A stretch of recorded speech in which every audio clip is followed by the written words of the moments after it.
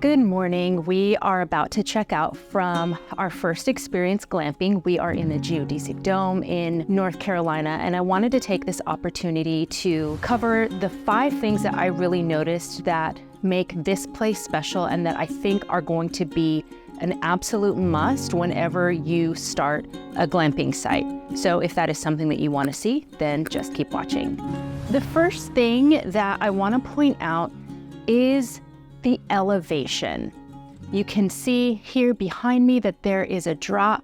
It's about 30 feet up high in the sky, and that sort of gives a sense of grandeur. It also makes you feel like you are among the trees and you're just that much closer to nature. And so if creating a really special experience for your guests is something that you want to do, then elevation is an absolute must for your glamping site. So let's look more at that. So I'm just headed outside of the dome, and I wanted to give you another perspective of the elevation. You can kind of see that I'm heading downhill, and you'll see behind me the dome, and it's actually up on this little ridge. And I'm here on a set of steps that go further down. And all told, the elevation of the dome is probably about, I would say maybe 30 feet, and you'll get another view of it so you can see just how high it is. And can you hear that water behind me? That is amazing. So let's see if you can see the dome. There it is. Right there. So elevation, a must. All right, the second thing that you have to have if you are interested in doing a glamping site, it's easy. It's seclusion. And what do I mean by that?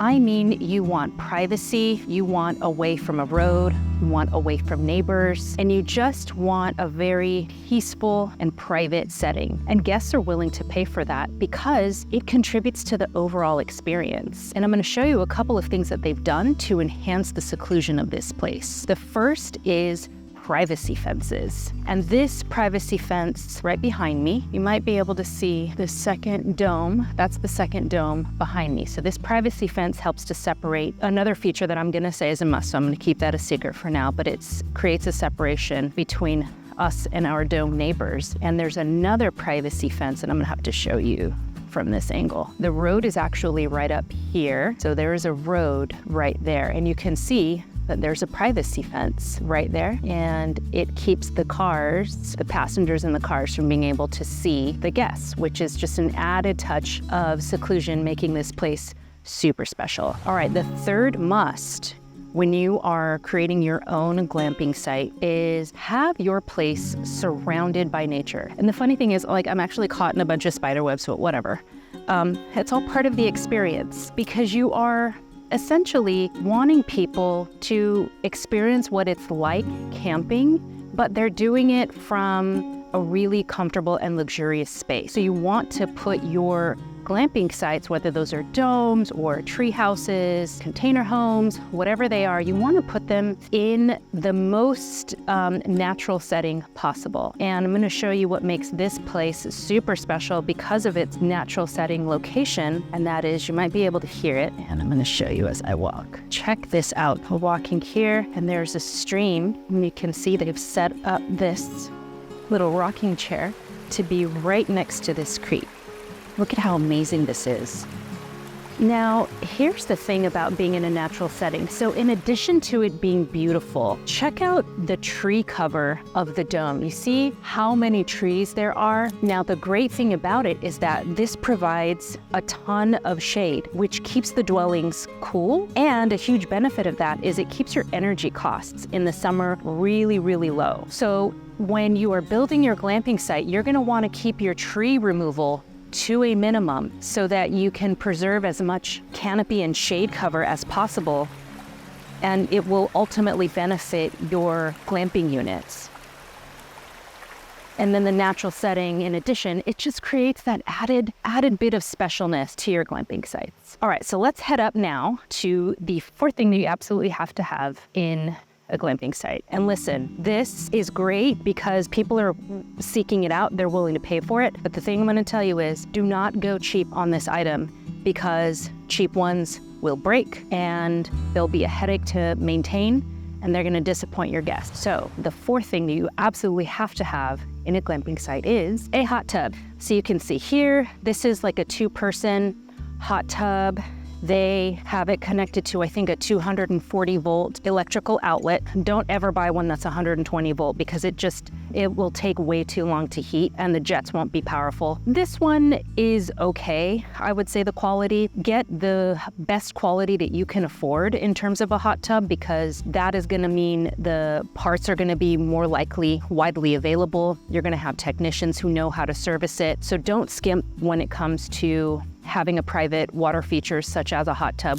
We're also going to add the wood saunas, those little barrel saunas, and I'll insert an image of what we're thinking about. But the great thing about a private water feature, one that's not shared, is that it's super private. It's something to do, and it's another place for your guests to hang out, and it's just another thing for them to do. So I really highly recommend providing a private water feature and make it a high quality hot tub. Okay, before I go over the fifth and last thing that is an absolute must in the Glamping website, please hit like if you found this video helpful and hit subscribe for more content like this. We are in the early stages of building a multi-unit glamping site near where we live, and we're gonna go through the permitting process, the site plan process, the perk test, and I'm gonna take you all along with me on that journey so that you can learn as we're doing it, and it's a model that you all can follow so that you're not guessing as to what are the next steps. So, okay, for the fifth and final thing that you have to have at your glamping site, I think it's a no-brainer, but some people, may want to buy land that's super cheap and super far away from things, but don't do it. So the fifth and final thing is be within 15 to 30 minutes of a visitor's attraction, a natural park, a state park, a cute town to visit, a tourist attraction, because you want to provide things for your guests to do. In addition, you want it to be easy for them to go out to eat, to buy groceries, and they can't do that if they are an hour or two away from something. It's going to be much less convenient. So you will do yourself and your guests a favor if you are closer to things, to stores, to restaurants, to things to do, because it's just going to be way more convenient. So super highly recommend that. So that's it. That is all for today's video. I hope that you liked it, and I hope that you were excited to see a glimpse of an amazing glamping site. Thank you so much for watching. Bye-bye.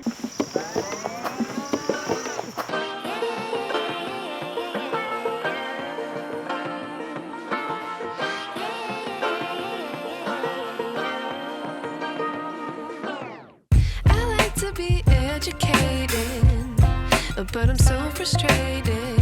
Hello to my lonely